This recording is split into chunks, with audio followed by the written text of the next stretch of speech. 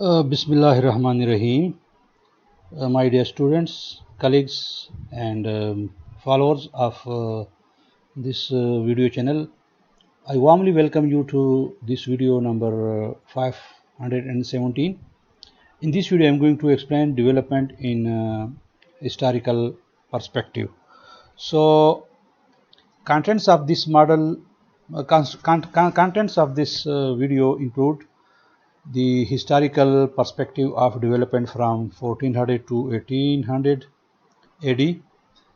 Then we have views on development from 1800 to 1948. After this, we will discuss 1945 and onwards.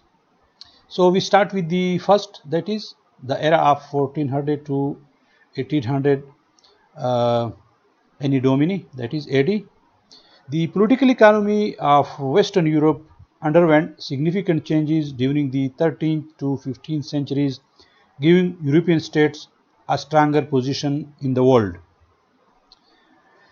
Two main forces were increased economic activity and integration across Europe and consolidation of European political authority into rival states.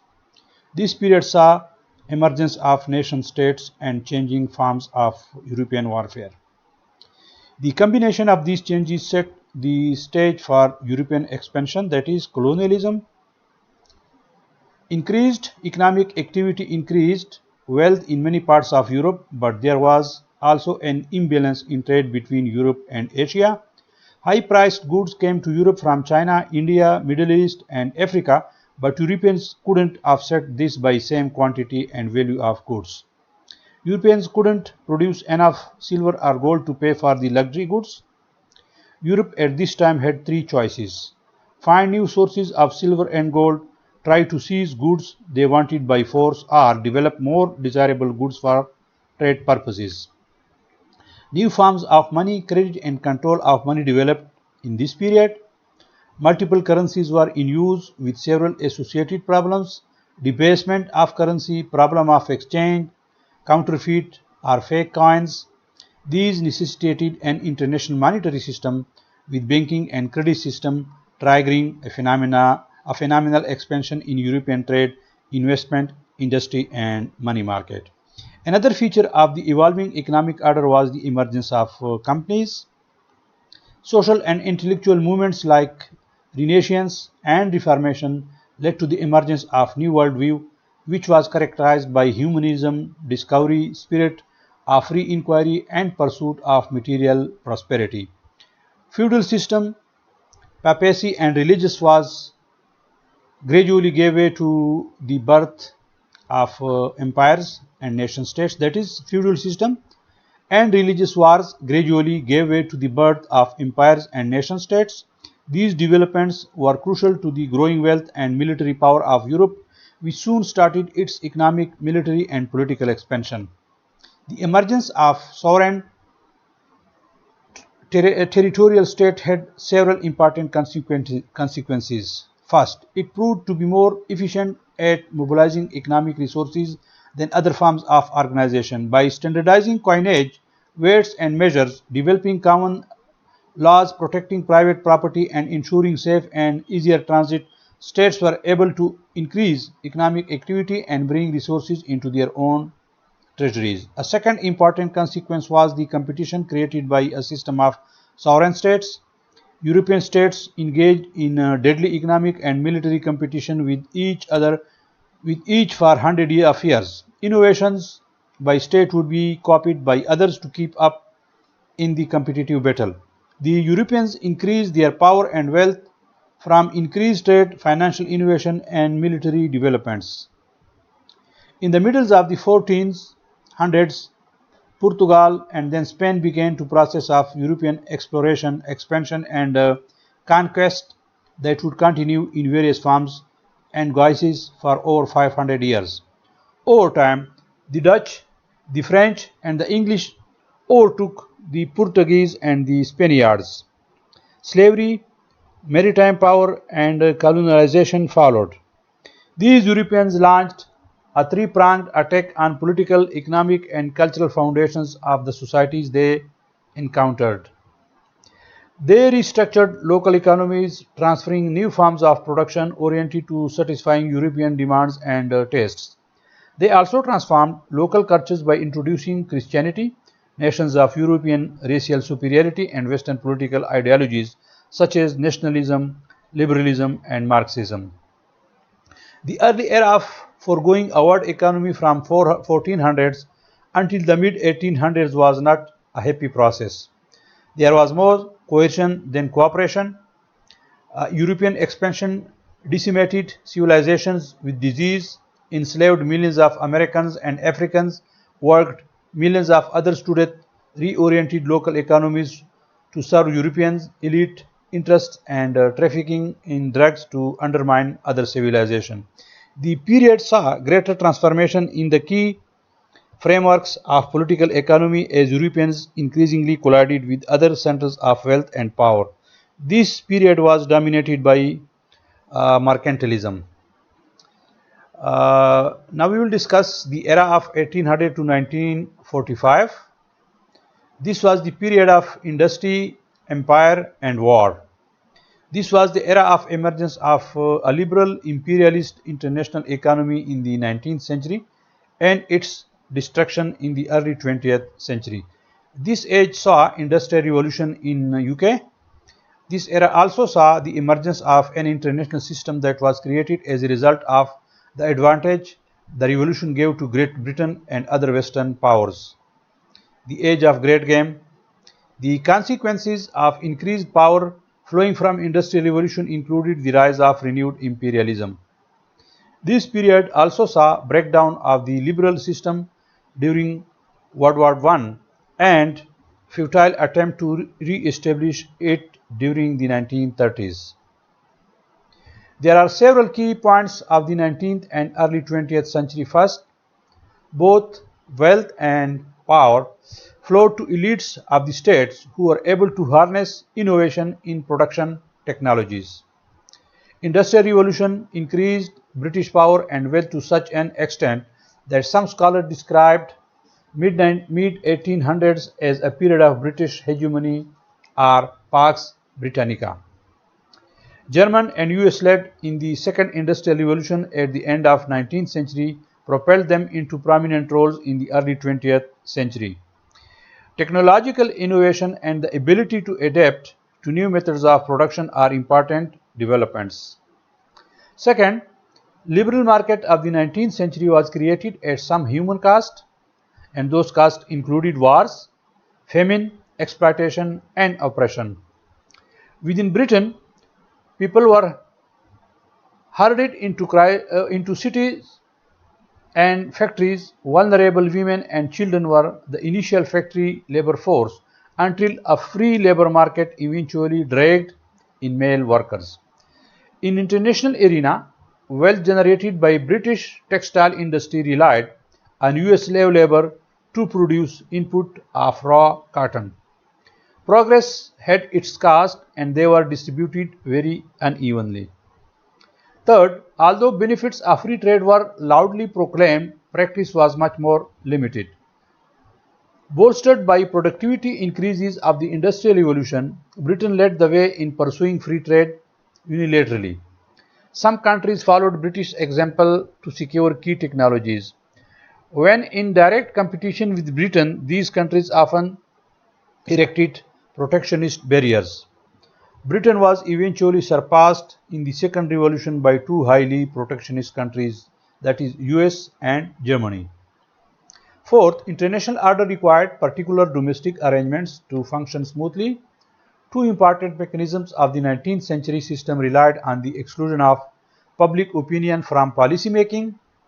The gold standard required automatic social and economic adjustment to trade flows, while balance of power necessitated strategic decisions based on calculation of interest to the exclusion of ideology or affinity.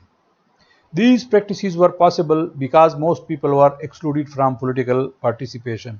However, as democratization continued in the 19th century and a rising tide of nationalism spread across all European states, it was much more difficult to control policy options.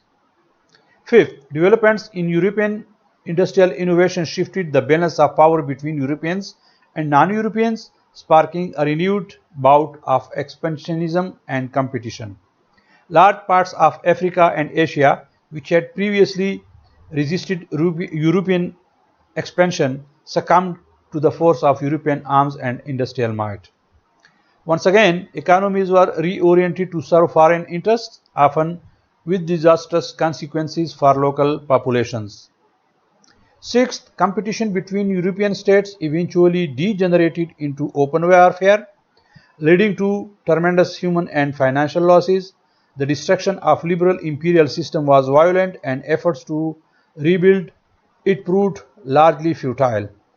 Ideologies and movements unleashed by the First World War made a return to the old system impossible. Indeed, it was not until the aftermath of the Second World War that a stable system was rebuilt. The question arises as to why it occurred in Britain.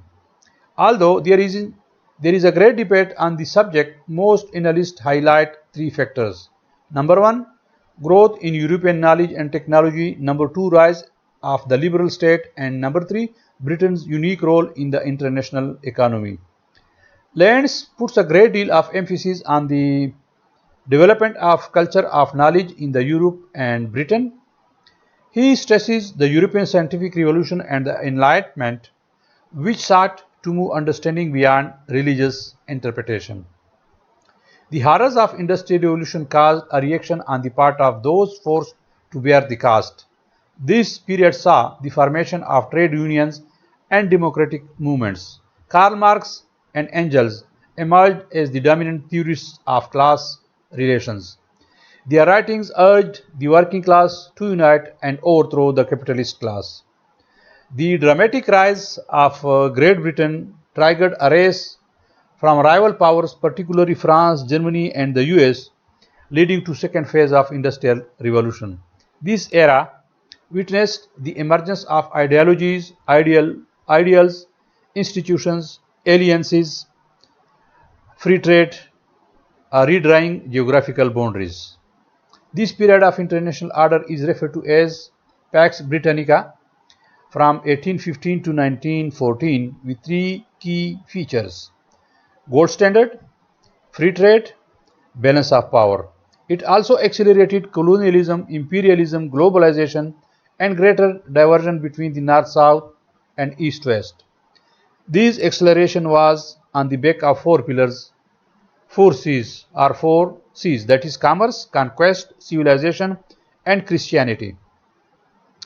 So these are the various developments ranging between 1400 to 1800 AD. This is how the continent of Africa scrambled. In this period, from 1800 to 1945, different explanations have been advanced to understand imperialism or colonialism of the late 18th century.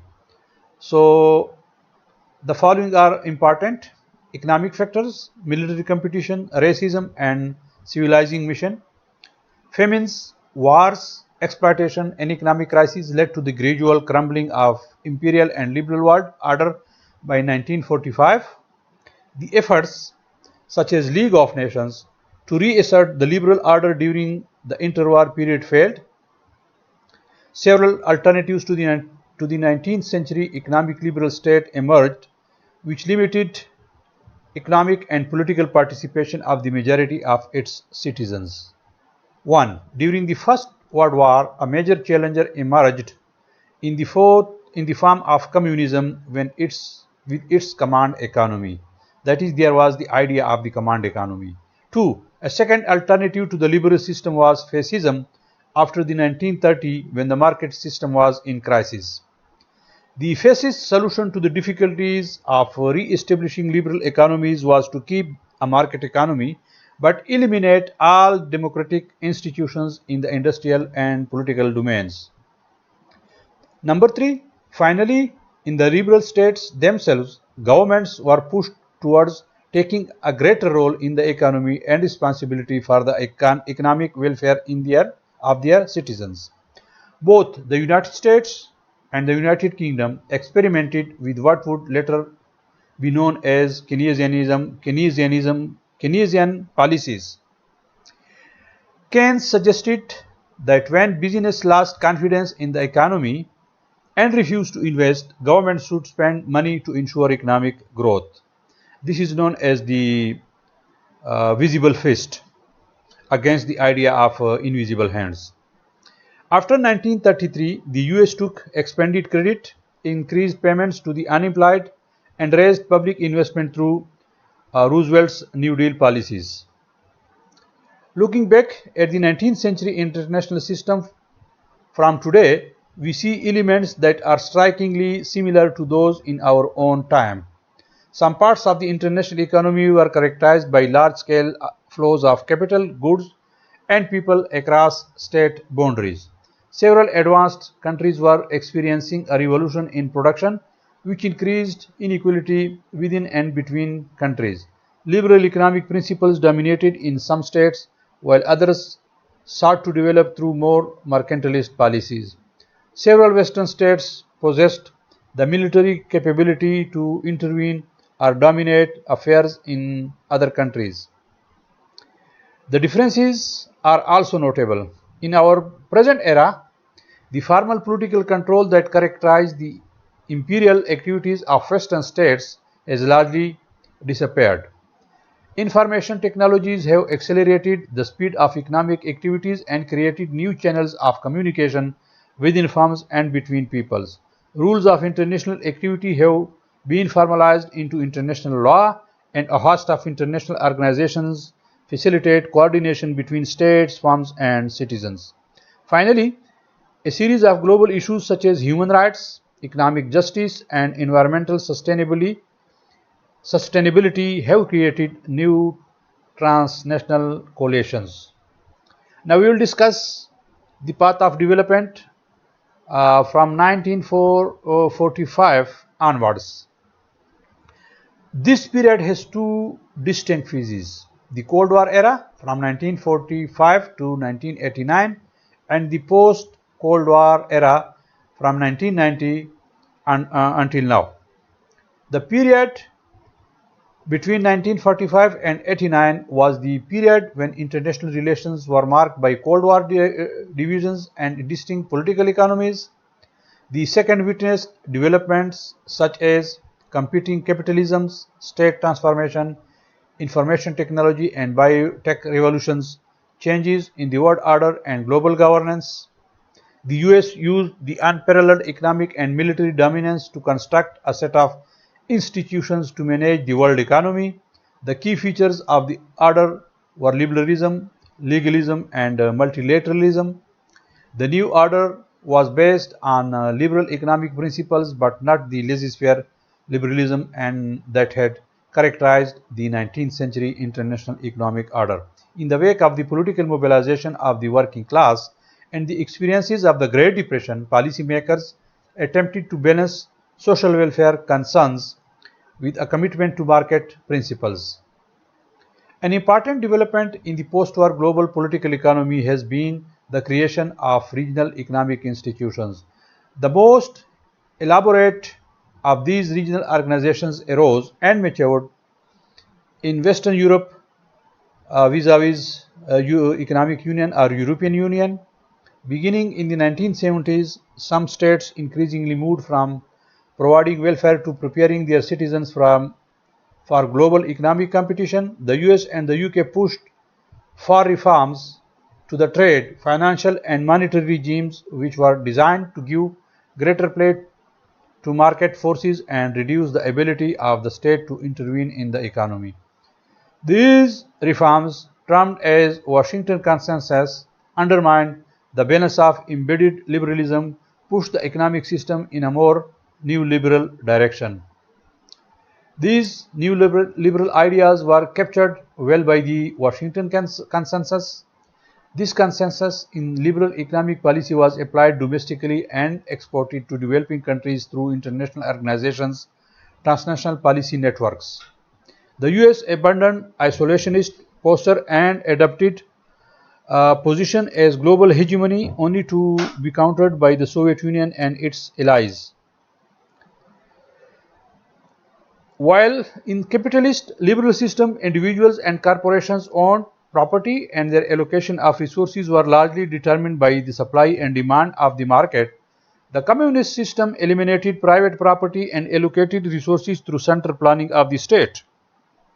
Following its rise in Ukraine, Poland, Romania, and East Germany, in East Germany, 1917 in Russia, the Soviet Communists extended to social revolution led by communist parties in cooperation with peasant movements brought central planning to countries as diverse as China, Cuba, Vietnam, North Korea, Ethiopia, and Angola.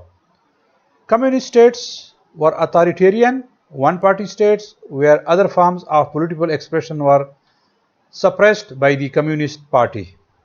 Soviet Union industrialized its primarily rural economy. By the mid-1960s, its technology had advanced to such an extent that it posed a serious military threat to Western Europe and was engaged in a space race with the United States of America. Soviet Union made significant progress in women's equality, literacy, and healthcare for its population. However, regional disparities worsened or lingered on. Ultimately, by the 1989 Soviet economic model collapsed under its own weight, and the state that emerged from its debris followed the Western capitalist model of economy. The Chinese communist model enjoyed less success than its Russian counterpart. Its failed 5-year plans and the Cultural Revolution led to the industrial stagnation, agricultural shortfalls, and deaths. By 1979, the Chinese leadership realized that economic development required a gradual opening up to Western economies. Special economic zones were created to attract investment from Western states. Over the next 35 years, China transformed many areas of its economy into capitalist farms with large inflows of Western investment and the introduction of private property. However, China didn't adopt political liberalization and continued an authoritarian form of state with strict censorship and one-party rule and minimal space for political dissent. An important development of this era was the collapse of colonialism and rise of nation-states in the former colonies that started the struggle for development but have limited success to this day. The impact of decolonization was dramatic. A large number of new states came into being, shifting the balance of international institutions such as the United Nations General Assembly. New organizations such as United Nations Conference on Trade and Development were created to serve the interests of developing countries. In the 1970s, developing countries pushed for a change in the rules governing the global economy, which was called the New International Economic Order. Many of the new states, although formally independent, were highly dependent on their former metropoles for its economic ties. In the security field, many of the newly independent states tried to steer a third way in the Cold War between USSR and the US. This initiative was called the Non-Aligned Movement and was led by India, Indonesia, Ghana, Yugoslavia in the 1960s and 70s. Finally, decolonization pushed the question of development onto the international agenda, where it continues to be a significant issue. Some states succeeded, that include Japan, South Korea, Hong Kong, and Taiwan, to develop their economies in terms of growth rates, education levels, and advances in particular economic sectors. The oil-producing states in the 1970s was so dramatic that some analysts in the United States feared that American dominate or hegemony was in decline.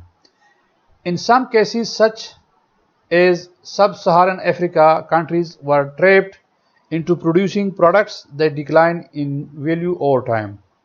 Inter- and intrastate wars drained resources and drew away investment.